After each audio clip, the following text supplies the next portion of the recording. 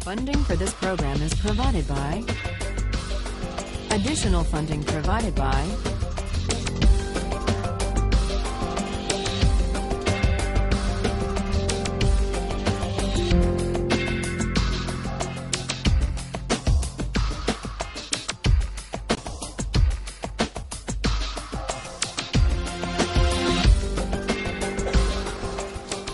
Now we turn to the hardest philosopher we're going to read in this course. Today we turn to Immanuel Kant, who offers a different account of why we have a categorical duty to respect the dignity of persons and not to use people as means merely, even for good ends. Kant excelled at the University of Königsberg at the age of 16. At the age of 31, he got his first job as an unsalaried lecturer paid on commission based on the number of students who showed up at his lectures. This is a sensible system that Harvard would do well to consider.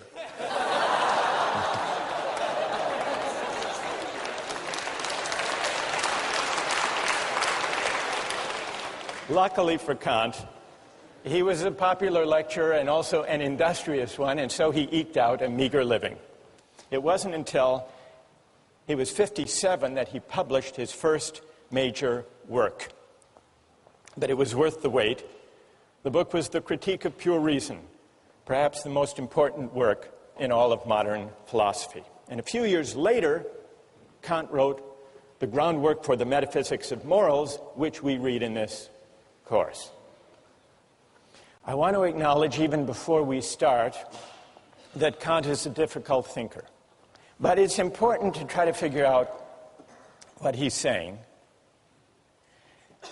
because what this book is about is, well, it's about what the supreme principle of morality is, number one, and it's also, it gives us an account, one of the most powerful accounts we have, of what freedom really is. So let me start today. Kant rejects utilitarianism. He thinks that the individual person, all human beings, have a certain dignity that commands our respect. The reason the individual is sacred or the bearer of rights, according to Kant, doesn't stem from the idea that we own ourselves, but instead from the idea that we are all rational beings. We're all rational beings, which simply means that we are beings who are capable of reason. We are also autonomous beings, which is to say that we are beings capable of acting and choosing freely. Now, this capacity for reason and freedom isn't the only capacity we have. We also have the capacity for pain and pleasure, for suffering and satisfaction. Kant admits the utilitarians were half right. Of course, we seek to avoid pain, and we like pleasure. Kant doesn't deny this. What he does deny is Bentham's claim that pain and pleasure are our sovereign masters. He thinks that's wrong. Kant thinks that it's our rational capacity that makes us distinctive, that makes us special, that sets us apart from and above mere animal existence. It makes us something more than just physical creatures with appetites. Now, we often think of freedom as simply consisting in doing what we want, or in the absence of obstacles to getting what we want. That's one way of thinking about freedom. But this isn't Kant's idea of freedom. Kant has a more stringent, demanding notion of what it means to be free. And though it's stringent and demanding, if you think it through, it's actually pretty persuasive. Kant reasons as follows. When we, like animals, seek after pleasure, or the satisfaction of our desires, or the avoidance of pain, when we do that, we aren't really acting freely. Why not? We're really acting as the slaves of those appetites and impulses. I didn't choose this particular hunger or that particular appetite. And so when I act to satisfy it, I'm just acting according to natural necessity. And for Kant, freedom is the opposite of necessity. There was an advertising slogan for the soft drink Sprite a few years ago. The slogan was, "Obey your thirst." There's a Kantian insight buried in that Sprite advertising slogan. That, in a way, is Kant's point. When you go for Sprite or Pepsi, you might think that you're choosing freely, Sprite versus Pepsi, but you're actually obeying something, a thirst, or maybe a desire manufactured or massaged by advertising. You're obeying a prompting that you yourself haven't chosen or created. And here, it's worth noticing Kant's specially demanding idea of freedom. What way of acting, how can my will be determined if not by the promptings of nature or my hunger or my appetite or my desires? Kant's answer, to act freely, is to act autonomously. And to act autonomously is to act according to a law that I give myself, not according to the physical laws of nature or to the laws of cause and effect, which include my desire to eat or to drink or to choose this food in a restaurant over that. Now, what is the opposite? What is the opposite of autonomy? For Kant, he invents a special term to describe the opposite of autonomy. Heteronomy is the opposite of autonomy. When I act heteronomously, I'm acting according to an inclination or a desire that I haven't chosen for myself.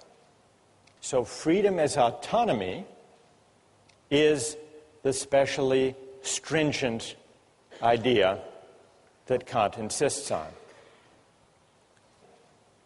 Now, why is autonomy the opposite of acting heteronomously or according to the dictates of nature? Kant's point is that nature is governed by laws of cause and effect, for example. Suppose you drop a billiard ball. It falls to the ground. We wouldn't say the billiard ball is acting freely. Why not? It's acting according to the law of nature, according to the laws of cause and effect, the law of gravity. And just as he has an unusually demanding and stringent conception of freedom, freedom as autonomy, he also has a demanding conception of morality. To act freely is not to choose the best means to a given end. It's to choose the end itself for its own sake. And that's something that human beings can do and that billiard balls can't. Insofar as we act on inclination or pursue pleasure, we act as means to the realization of ends given outside us. We are instruments rather than authors of the purposes we pursue. That's the heteronymous determination of the will.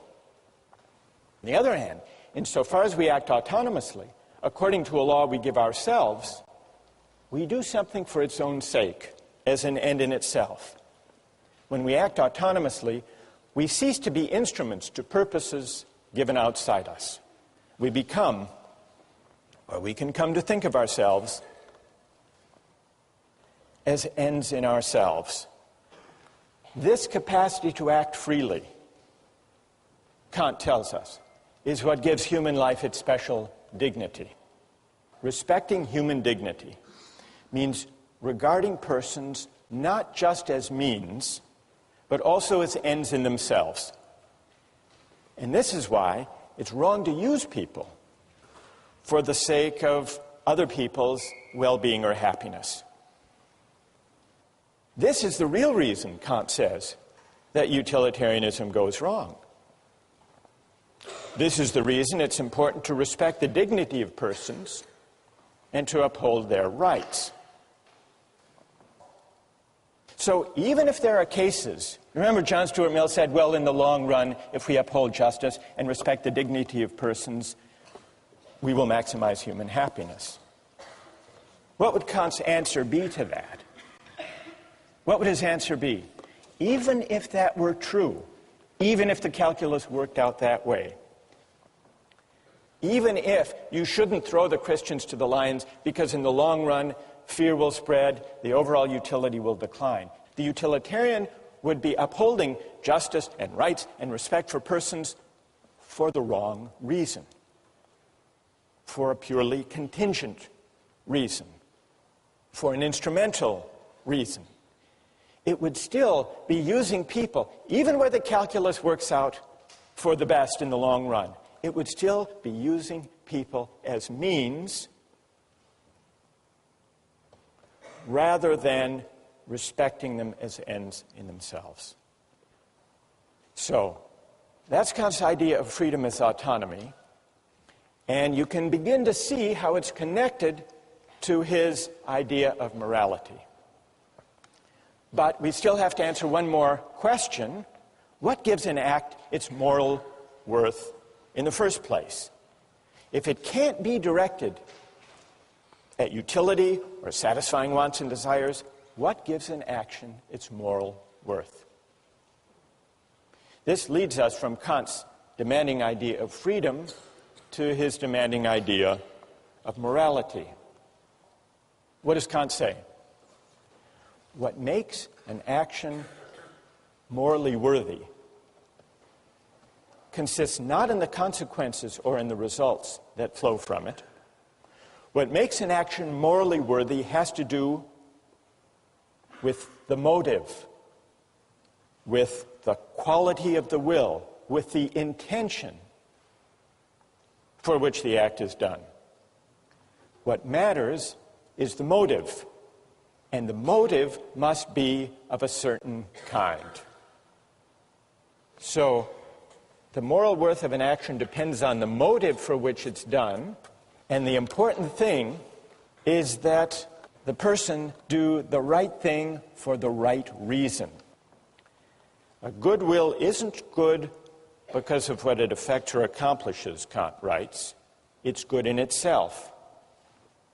Even if by its utmost effort the good will accomplishes nothing, it would still shine like a jewel for its own sake, as something which has its full value in itself. And so for any action to be morally good, it's not enough that it should conform to the moral law. It must also be done for the sake of the moral law. The idea is that the motive confers the moral worth on an action. And the only kind of motive that can confer moral worth on an action is the motive of duty. Well, what's the opposite of doing something out of a sense of duty because it's right? Well, for Kant, the opposite would be all of those motives having to do with our inclinations. And inclinations refer to all of our desires, all of our contingently given wants, preferences, impulses, and the like. Only actions done for the sake of the moral law, for the sake of duty, only these actions have moral worth. Now, I want to see what you think about this idea, but first let's consider a few examples. Kant begins with an example of a shopkeeper. He wants to bring out the intuition and make plausible the idea that what confers moral worth on an action is that it be done because it's right. He says, suppose there's a shopkeeper and an inexperienced customer comes in. The shopkeeper knows that he could give the customer the wrong change, could shortchange the customer and get away with it. At least that customer wouldn't know. But the shopkeeper nonetheless says, well, if I shortchange this customer, word may get out, my reputation would be damaged, and I would lose business. So I won't shortchange this customer. The shopkeeper does nothing wrong. He gives the correct change. But does his action have moral worth? Kant says no. It doesn't have moral worth because the shopkeeper only did the right thing for the wrong reason, out of self-interest. That's a pretty straightforward case. Then he takes another case, the case of suicide. He says we have a duty to preserve ourselves. Now, for most people who love life, we have multiple reasons for not taking our own lives. So the only way we can really tell, the only way we can isolate the operative motive for someone who doesn't take his or her life is to imagine someone who's miserable and who, despite having an absolutely miserable life, nonetheless recognizes the duty to preserve oneself and so does not commit suicide. That's the force of the example, is to bring out the motive that matters. And the motive that matters for morality is doing the right thing for the sake of duty. Let me just give you a couple of other examples. The Better Business Bureau. What's their slogan? The slogan of the Better Business Bureau? Honesty is the best policy. It's also the most profitable. This is the Better Business Bureau's full-page ad in the New York Times. Honesty. It's as important as any other asset, because a business that deals in truth, openness, and fair value cannot help but do well. Come join us and profit from it. What would Kant say about the moral worth of the honest dealings of members of the Better Business Bureau? What would he say? That here's a perfect example that if this is the reason that these companies deal honestly with their customers, their action lacks moral worth. This is Kant's point. Or a couple of years ago at the University of Maryland, there was a problem with cheating. And so they initiated an honor system. And they created a program with local merchants that if you signed the honor pledge, a pledge not to cheat, you would get discounts of 10 to 25% at local shops. Well, what would you think of someone motivated to uphold an honor code with the hope of discounts? It's the same as Kant's shopkeeper. The point is, what matters is the quality of the will, the character of the motive, and the relevant motive to morality can only be the motive of duty, not the motive of inclination. And when I act out of duty, when I resist as my motive for acting inclinations or self-interest, even sympathy and altruism, only then am I acting freely. Only then am I acting autonomously. Only then is my will not determined or governed by external considerations. That's the link between Kant's idea of freedom and of morality. Now, I want to pause here to see if all of this is clear, or if you have some questions or puzzles. They can be questions of clarification, or they can be challenges, if you want to challenge this idea that only the motive of duty confers moral worth on the action. What do you think? Yes? Yeah, I actually have two questions of clarification. The first is, there seems to be an aspect of this that makes it sort of self-defeating, in that once you're conscious of what morality is, you can sort of alter your motive to achieve that end of morality. And secondly, give me an example of what you have in mind. The shopkeeper example, if he decides that he wants to give the person the money to do the right thing, and he decides that's his motive to do so because he wants to be moral, then isn't that sort of defeating isn't that sort of defeating the purity of his action if morality is determined by his motive? His motive is then to act morally. So you're imagining a case not of the purely selfish calculating shopkeeper, but of one who says, well, he may consider shortchanging the customer, but then he says, not, well, my reputation might suffer if word gets out, but instead he says, actually, I would like to be the kind of honest person who gives the right change to customers simply because it's the right thing to do. Or simply because I want to be moral. Because I want to be moral. I want to be a good person. And so I'm going to conform all of my actions to what morality requires.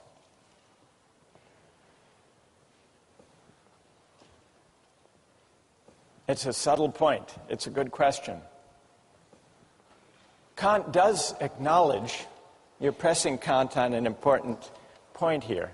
Kant does say there has to be some incentive to obey the moral law. It can't be a self-interested incentive. That would defeat it by definition. So he speaks of a different kind of incentive from an inclination. He speaks of reverence for the moral law. So if that shopkeeper says, I want to develop a reverence for the moral law, and so I'm going to act, and so I'm going to do the right thing, then I think he's there. He's there as far as Kant's concerned. Because he's formed his motive, his will is conforming to the moral law once he sees the importance of it. So it would count. It would count. All right, and then secondly, very quickly, what stops morality from becoming completely objective in this point? What stops morality from becoming completely subjective? Yeah, like how can if morality is completely determined by your morals, then how can you apply this, or how can it be enforced? That's also a great question. What's your name? My name is Amadi. Amadi? Yeah. All right. If acting morally means acting according to a moral law out of duty, and if it's also to act freely in the sense of autonomously, it must mean that I'm acting according to a law that I give myself. That's what it means to act autonomously. Amadi is right about that. But that does raise a really interesting question. If acting autonomously means acting according to a law I give myself, That's how I escape the chain of cause and effect and the laws of nature. What's to guarantee that the law I give myself when I'm acting out of duty is the same as the law that Amadi is giving himself, and that each of you gives yourselves? Well, here's the question. How many moral laws, from Kant's point of view, are there in this room? Are there 1,000, or is there one? He thinks there's one, which in a way does go back to this question, all right, what is the moral law? What does it tell us? So what guarantees? It sounds like to act autonomously is to act according to one's conscience, according to a law one gives oneself. But what guarantees that if we all exercise our reason, we will come up with one and the same moral law? That's what Amadi wants to know. Here's Kant's answer. The reason that leads us to the law we give ourselves as autonomous beings is a reason, it's a kind of practical reason that we share as human beings. It's not idiosyncratic. The reason we need to respect the dignity of persons is that we're all rational beings. We all have the capacity for reason, and it's the exercise of that capacity for reason which exists undifferentiated in all of us that makes us worthy of dignity, all of us. And since it's the same capacity for reason, unqualified by particular autobiographies and life circumstances, it's the same universal capacity for reason that delivers the moral law. It turns out that to act autonomously is to act according to a law we give ourselves, exercising our reason, but it's the reason we share with everyone as rational beings, not the particular reasons we have given our upbringings, our particular values, our particular interests. It's pure practical reason, in Kant's terms, which legislates a priori, regardless of any particular contingent or empirical ends. Well, what moral law would that kind of reason deliver? What is its content? To answer that question, you have to read the groundwork, and we'll continue with that question next time.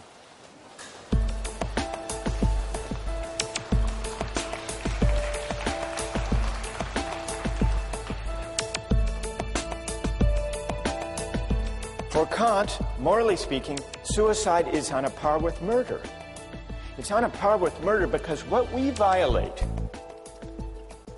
when we take a life, when we take someone's life, ours or somebody else's, we use that person, we use a rational being, we use humanity as a means. And so we fail to respect humanity as an end.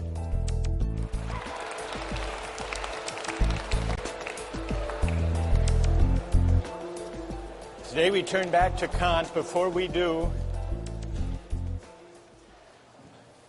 remember, this is the week by the end of which all of you will basically get Kant, figure out what he's up to. You're laughing. No, it will happen.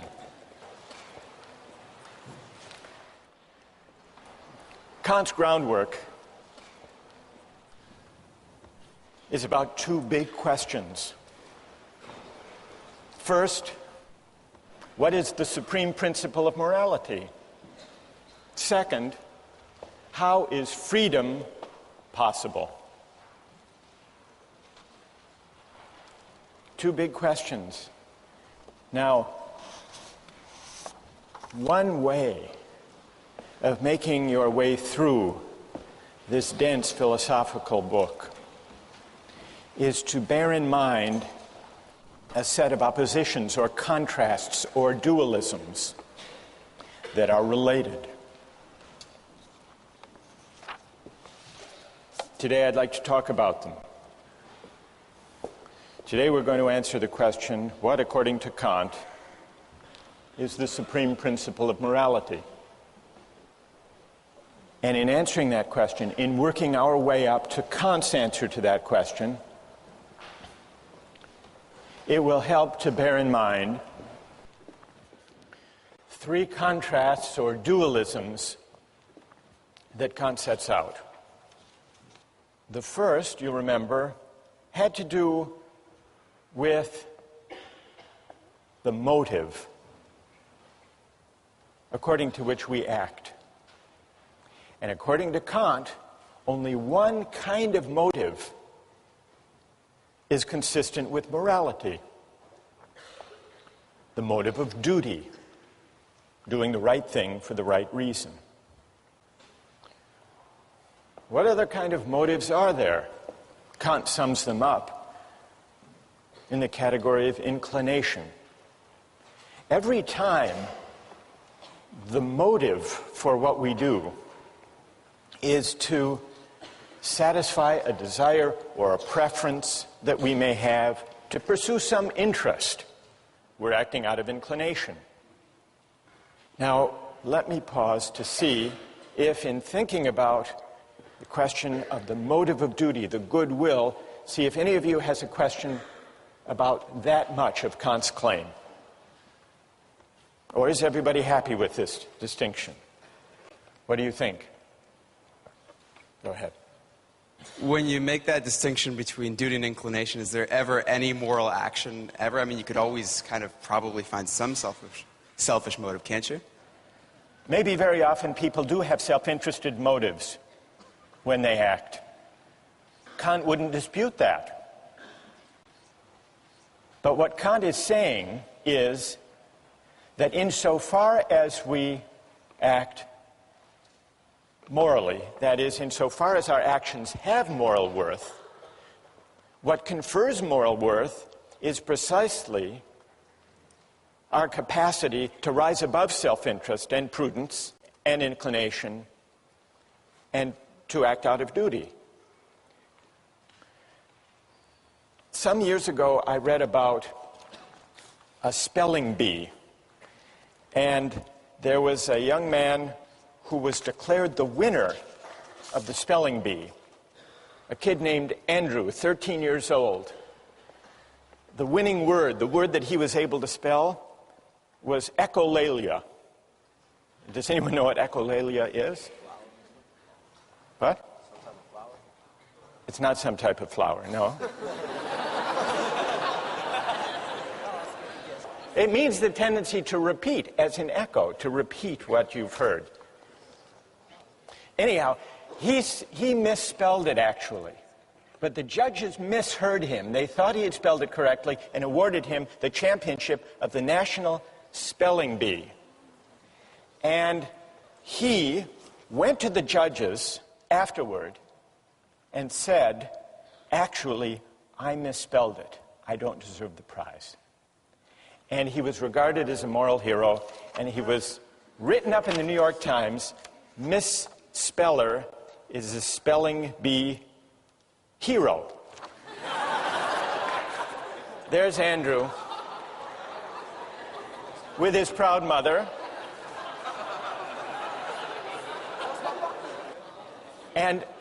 But when he was interviewed afterwards, listen to this, when he was interviewed afterwards, he said, quote, "The judges said I had a lot of integrity." But then he added that part of his motive was, quote, "I didn't want to feel like a slime." All right, what would Kant say? Go ahead. I guess it would depend on whether or not that was a marginal reason or the predominant reason in whether or not and why he decided to confess that he didn't actually spell the word correctly. Good. And what's your name? Vasco. That's very interesting. Is there anyone else who has a view about this? Does this show that Kant's principle is too stringent, too demanding? What would Kant say about this? Yes. I think that Kant actually says that it is the pure motivation that comes out of duty which gives the action moral worth. So it's like, for example, in this case, he might have more than one motive. He might have the motive of not feeling like a slime, and he might have the motive of doing the right thing for in and of itself out of duty. And so while there's more than one motivation going on there, does not mean that the action is devoid of moral worth just because he has one other motive. So, because the motive which involves duty is what gives it the moral worth. Good. And what's your name? Judith. Well, Judith, I think that your account actually is true to Kant. It's fine to have sentiments and feelings that support doing the right thing, provided they don't provide the reason for acting. Yeah. So I think Judith actually has mounted a pretty good defense of Kant on this question of the motive of duty. Thank you. Now, let's go back to the three contrasts. It's clear at least what Kant means when he says that for an action to have moral worth, it must be done for the sake of duty, not out of inclination. But as we began to see last time, there's a connection between Kant's stringent notion of morality and his specially demanding understanding of freedom. And that leads us to the second contrast, the link between morality and freedom. The second contrast describes two different ways that my will can be determined, autonomously and heteronomously. And according to Kant, I'm only free when my will is determined autonomously, which means what? According to a law that I give myself. We must be capable, if we're capable of freedom as autonomy, we must be capable of acting according not to a law that's given or imposed on us, but according to a law we give ourselves. But where could such a law come from? A law that we give ourselves? Reason. If reason determines my will, then the will becomes the power to choose independent of the dictates of nature or inclination or circumstance. So, connected with Kant's demanding notions of morality and freedom is a specially demanding notion of reason. Well, how can reason determine the will? There are two ways, and this leads to the third contrast. Kant says there are two different commands of reason. And a command of reason, Kant calls an imperative. An imperative is simply an ought. One kind of imperative, perhaps the most familiar kind, is a hypothetical imperative. Hypothetical imperatives use instrumental reason. If you want X, then do Y. It's means ends reasoning. If you want a good business reputation, then don't shortchange your customers, word make it out. That's a hypothetical imperative. If the action would be good solely as a means to something else, Kant writes the imperative is hypothetical. If the action is represented as good in itself, and therefore as necessary for a will which of itself accords with reason, then the imperative is categorical. That's the difference between a categorical imperative and a hypothetical one. A categorical imperative commands categorically, which just means without reference to or dependence on any further purpose. And so you see the connection among these three parallel contrasts. To be free in the sense of autonomous requires that I act not out of a hypothetical imperative, but out of a categorical imperative.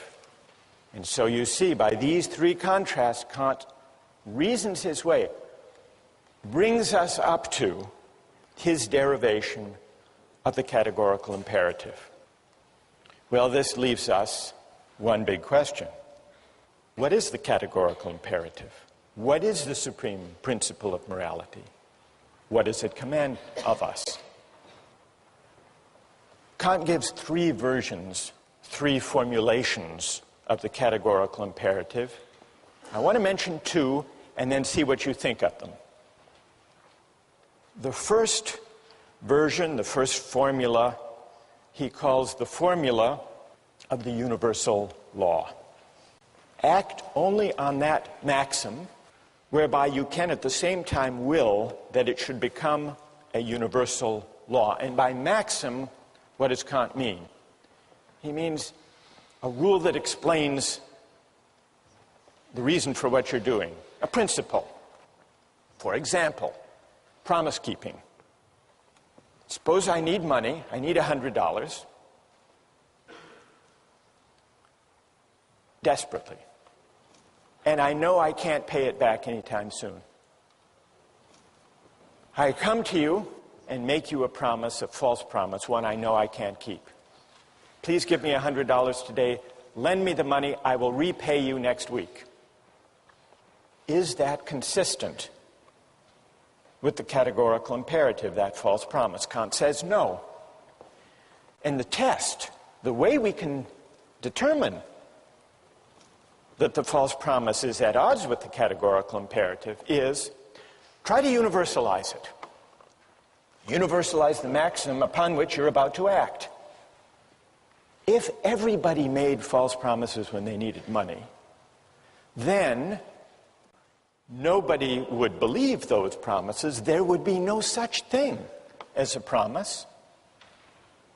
And so there would be a contradiction. The maxim universalized would undermine itself. That's the test. That's how we can know that the false promise is wrong. Well, what about the formula of the universal law? You find it persuasive?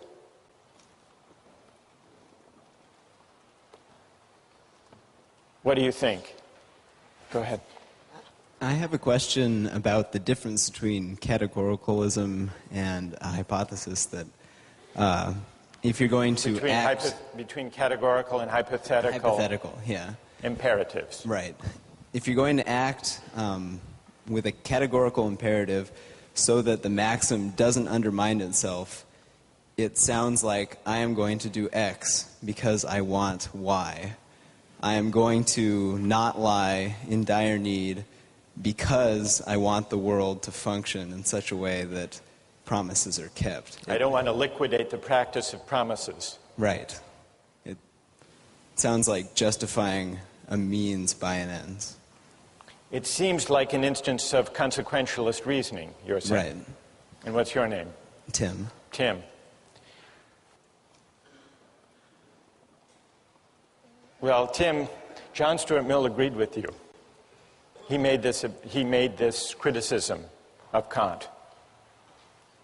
He said, if I universalize the maxim and find that the whole practice of promise-keeping would be destroyed if universalized, I must be appealing somehow to consequences. Right. If that's the reason not to tell a false promise.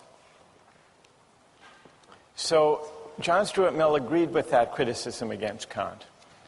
But John Stuart Mill was wrong. You're in good company, though. You're in good company, Tim.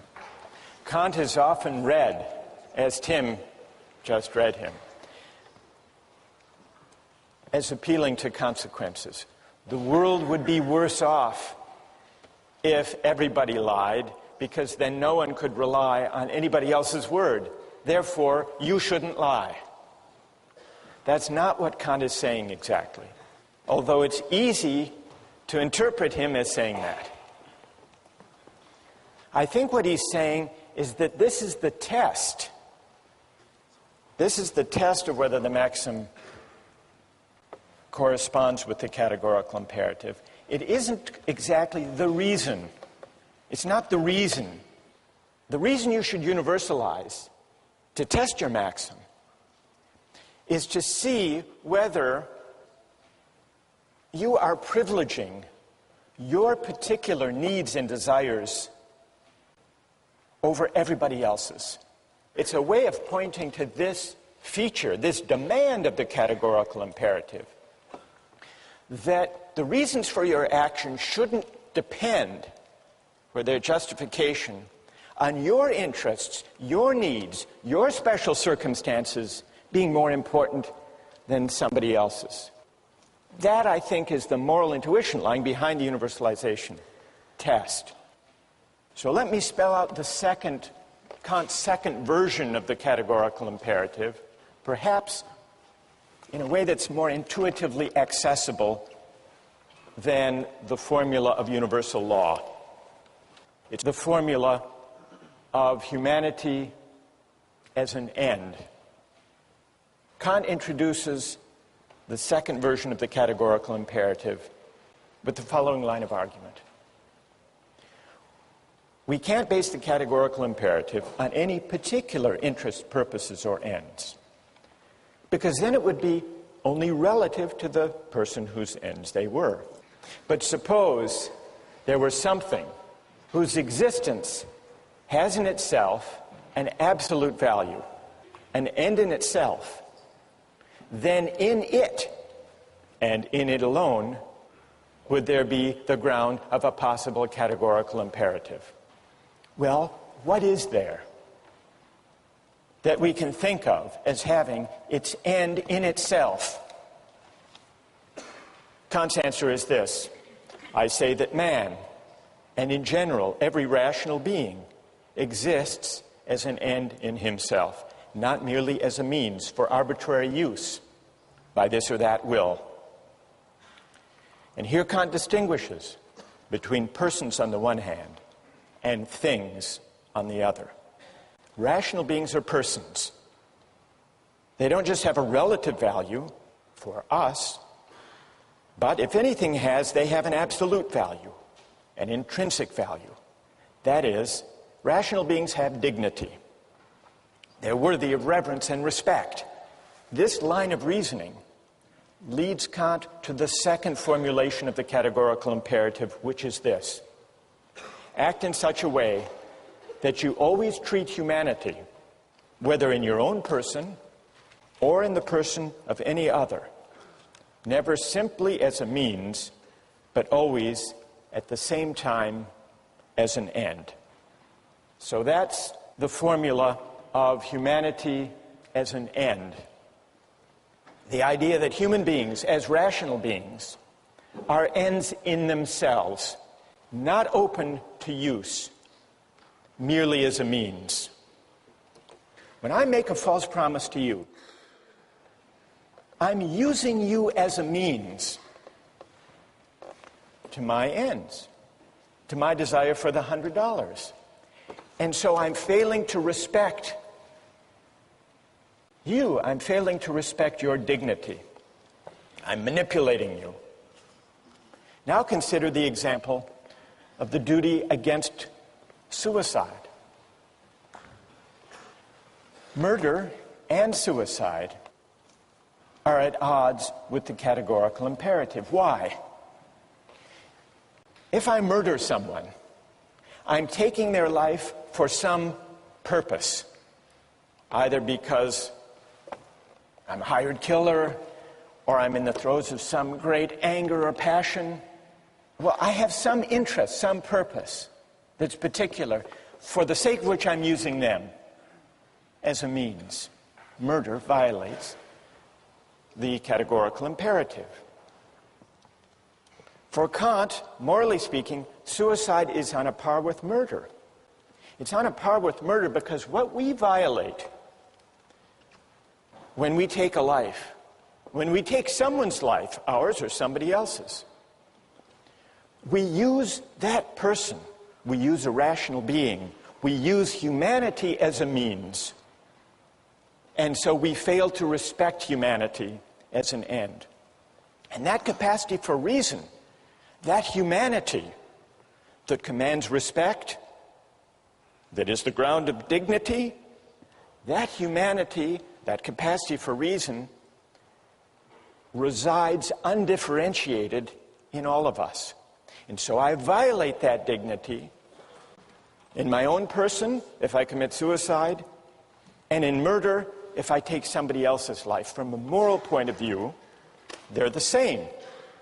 And the reason they're the same has to do with the universal character and ground of the moral law. The reason that we have to respect the dignity of other people has not to do with anything in particular about them. And so respect, Kantian respect, is unlike love in this way. It's unlike sympathy. It's unlike solidarity or fellow feeling or altruism. Because love and those other particular virtues or reasons for caring about other people have to do with who they are in particular. But respect for Kant, respect is respect for humanity, which is universal, for a rational capacity which is universal. And that's why violating it, in my own case, is as objectionable as violating it in the case of any other. Questions or objections?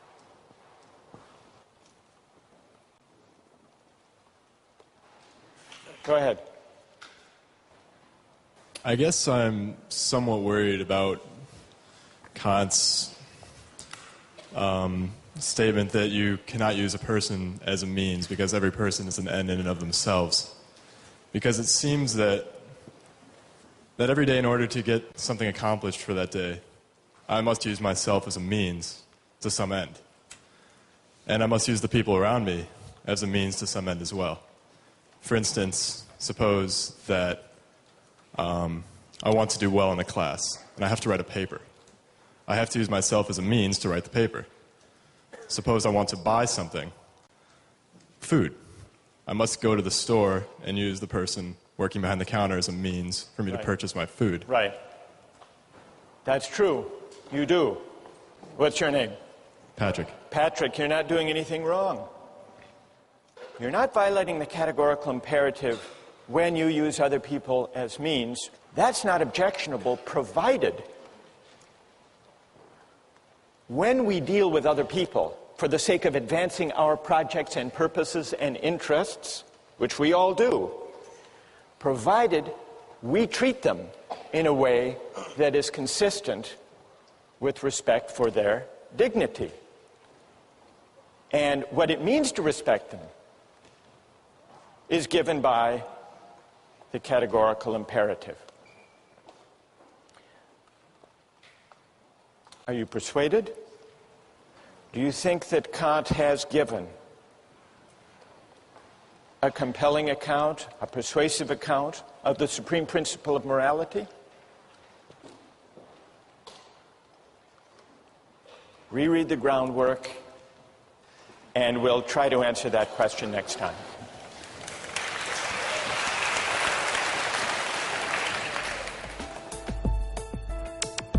Don't miss the chance to interact online with other viewers of Justice. Join the conversation, take a pop quiz, watch lectures you've missed, and learn a lot more. Visit justiceharvard.org. It's the right thing to do.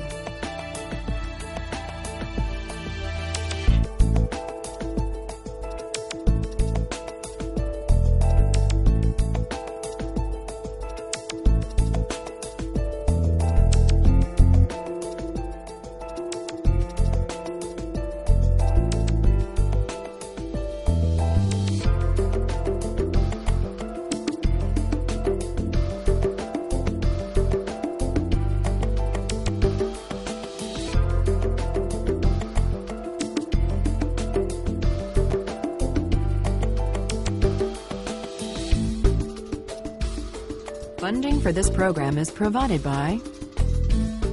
Additional funding provided by